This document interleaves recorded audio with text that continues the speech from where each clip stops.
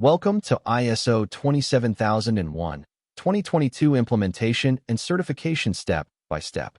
In the next 15 minutes, we'll walk you through the complete process of implementing an information security management system, from planning and risk assessment through control implementation, monitoring, and certification. This is real, actionable knowledge condensed from the full Udemy course. Let's get started. Let's start with the plan phase. This is where we lay the foundation for your information security management system. We'll cover the business case, scope definition, policy creation, and the critical risk assessment process. Before diving in, let's define the key concepts you need to understand throughout ISO 27001. An ISMS, or Information Security Management System, is a comprehensive framework of policies, processes, and controls designed to systematically manage your organization's information security risks. The PDCA cycle, Plan, Do, Check, Act, is the continuous improvement methodology that drives the entire ISMS lifecycle. Every element of the standard maps to one of these phases. The Statement of Applicability is a critical document that maps all 93 Annex A controls to your risk treatment decisions, with clear justification for why each control is included or excluded. The Risk Treatment Plan is your actionable roadmap documenting who implements which controls, the timeline for implementation, and the resources allocated. Let's compare what organizations typically look like before and after implementing ISO 27001. Without a structured ISMS, organizations typically face inconsistent security across departments, purely reactive responses to incidents, no systematic risk assessment, compliance gaps, and difficulty winning clients who require proven security practices. With ISO 27001, you get a systematic security framework, proactive risk management, continuous improvement through the PDCA cycle, demonstrable compliance, and a real competitive advantage in the marketplace. The very first step in your implementation journey is securing management commitment. Management commitment isn't optional. Clause 5 of the standard, Leadership, requires top management to demonstrate their commitment to the ISMS. To get management on board, present a clear business case highlighting reduced risk of costly data breaches, regulatory compliance, and competitive advantage. You'll need to secure adequate budget covering security tools, staff training, possibly external consultancy, and the certification audit itself. Finally, appoint an information security manager who has clear authority and accountability to drive the implementation forward. Scoping your ISMS is a structured process. Here are the key steps you need to follow. First, identify your organization's context. Clause 4.1 requires analyzing internal and external issues that affect your information security, such as the regulatory environment and business strategy. Next, identify interested parties and their requirements under Clause 4.2.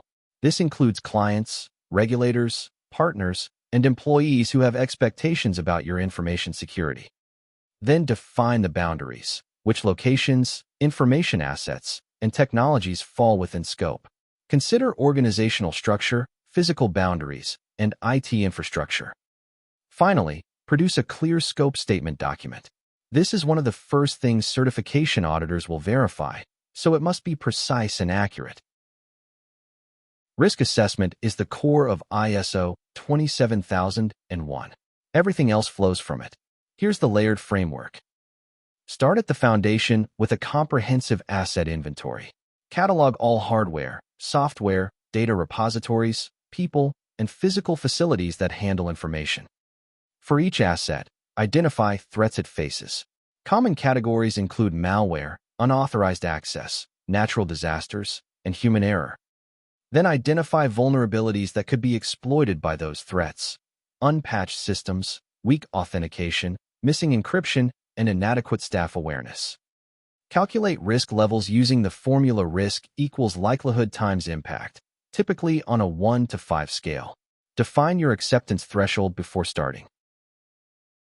Once risks are calculated, any risk above your acceptance threshold must be treated. There are 4 options. Mitigation means applying controls to reduce the risk. For example, installing a firewall, encrypting sensitive data, or training staff on security awareness. Transfer means shifting the risk to a third party, typically through cyber insurance or outsourcing security operations to a managed SOC provider. Avoidance means eliminating the activity that creates the risk. For example, if you don't need certain personal data, stop collecting it entirely. Acceptance means acknowledging the risk and deciding to live with it because it falls within your acceptance criteria. Document this decision formally. Let's recap the key outcomes of the plan phase before moving on. First, management commitment is secured with dedicated budget and clear authority assigned to the Information Security Manager. Second, the ISMS scope is clearly defined with a documented scope statement covering context, stakeholders, and boundaries. Third, a comprehensive risk assessment is completed with all assets, threats, and vulnerabilities systematically mapped.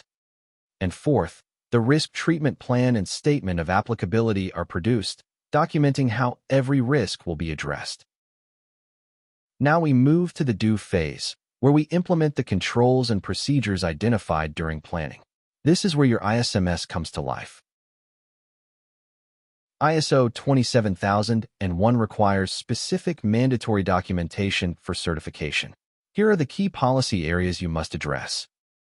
The Information Security Policy under Clause 5.2 sets the top-level direction and guiding principles for your entire ISMS.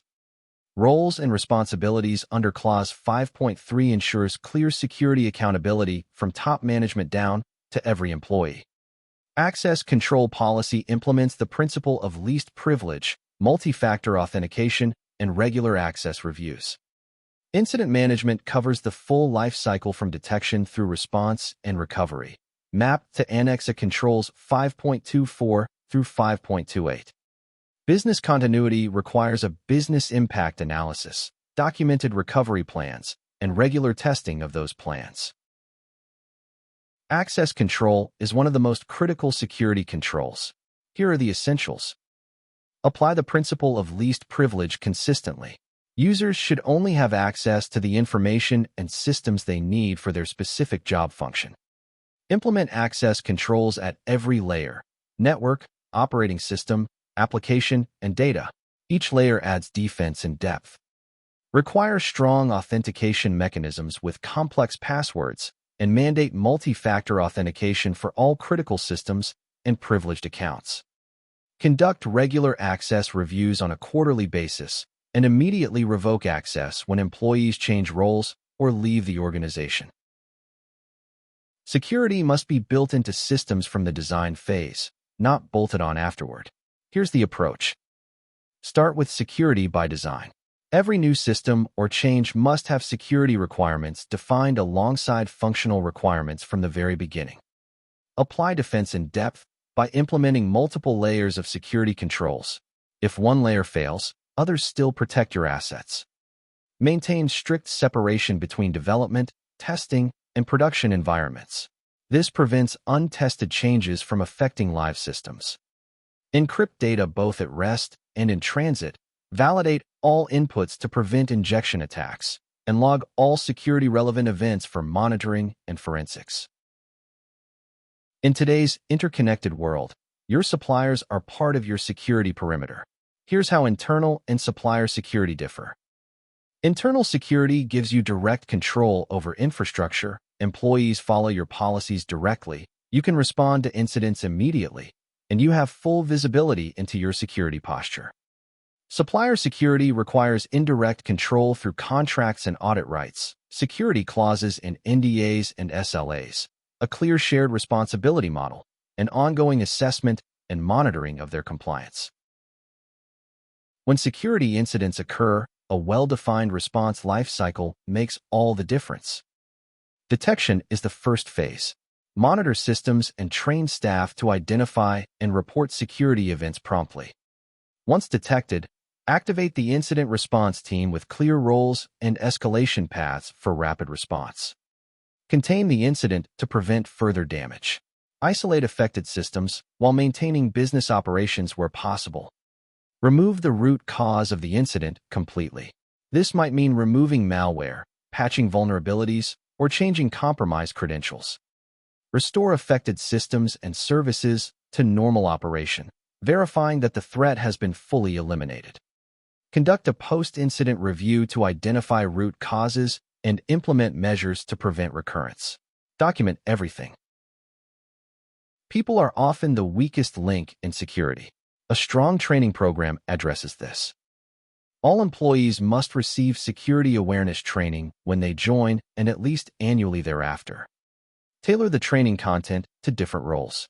IT staff need technical depth on security controls, while executives need governance-focused content. Core topics should include recognizing phishing attempts, social engineering tactics, password hygiene, and how to report security incidents. Measure effectiveness through knowledge tests, simulated phishing campaigns, and tracking incident reporting metrics over time. In the check phase, we verify that our ISMS is working as intended through monitoring, measurement, and internal audits. You can't improve what you don't measure. Here are the essential KPIs for your ISMS. Track the number of security incidents with a target of a decreasing trend each quarter, measured through your incident tracking system.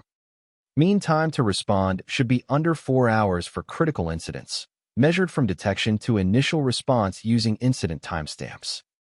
Policy compliance rate should be 95% or above across all departments, measured through internal audit findings and reviews. Training completion should be 100% within 30 days of the requirement date, tracked through your learning management system. Internal audits are your rehearsal for the certification audit. They're essential for finding and fixing gaps. Internal audits verify that your ISMS meets the requirements of ISO 27001 and that you're actually following your own policies and procedures. Plan your audit program to cover all clauses and controls over a defined cycle. You don't need to audit everything at once, but everything must be audited. Auditors must be independent and objective. They cannot audit processes or areas where they have direct responsibility. Document all findings, categorizing them as conformities, observations, minor nonconformities, or major nonconformities that trigger corrective actions. Finally, the ACT phase focuses on continuous improvement, corrective actions, and preparing for certification. When nonconformities are found, a structured corrective action process ensures they're properly resolved. The process starts when a nonconformity is identified, whether through audits, incidents, management reviews, or day-to-day operations. Always analyze the root cause. Don't just fix the symptoms. Dig deeper to understand why the nonconformity occurred in the first place. Create a formal corrective action request with a designated owner, clear deadline, and allocated resources for implementation. After implementation, verify that the corrective action is effective and the nonconformity won't recur. Only then close the action item. Management review is where top management evaluates the overall performance of the ISMS. Here are the essential inputs and outputs. The management review must consider audit results, incident trends, changes to the risk landscape, feedback from interested parties, and the status of previously agreed actions. Outputs from the review include decisions on ISMS improvements, resource allocation changes, policy updates, and potentially revised risk acceptance criteria. The review must happen at least annually, with additional sessions triggered by significant organizational changes, major incidents, or shifts in the threat landscape. Always document the meeting minutes thoroughly. These serve as mandatory evidence during the certification audit that top management is actively engaged. With your ISMS implemented and running, here's the path to certification. Stage 1 is the documentation review, where auditors check whether your ISMS design meets the standard. They assess readiness for the Stage 2 audit. Stage 2 is the implementation audit, where auditors verify your ISMS is actually working in practice. They interview staff, review evidence, and observe processes. Once certified, your certification is valid for 3 years with annual surveillance audits, followed by a full recertification audit at the end of the cycle. Remember, continual improvement is not optional in ISO 27001. It is a core requirement, and auditors will look for evidence of it at every review. Let's wrap up with the most important takeaways from this ISO 27001 implementation overview. ISO 27001 follows the PDCA cycle. Plan your ISMS foundation. Do the implementation of controls and policies. Check through monitoring and audits, and act on improvements continuously. Risk assessment is the engine that drives everything. Every control you select and every policy you write should trace back to an identified risk. Documentation is essential for certification, but it must be a living, breathing management system that reflects actual practice, not dusty documents on a shelf. Certification requires demonstrating both that your ISMS is well designed and that it's actually operating effectively in day-to-day practice. That wraps up our summary of ISO 27001 implementation. In the full course on Udemy, you'll get detailed explanations of every clause and control, real-world examples, ready-to-use templates for all mandatory documents, hands-on assignments, and quizzes to test your knowledge. Click the link below to enroll and start your certification journey today. Thank you for watching. If you found this valuable, please subscribe for more IT security and governance content. See you in the course.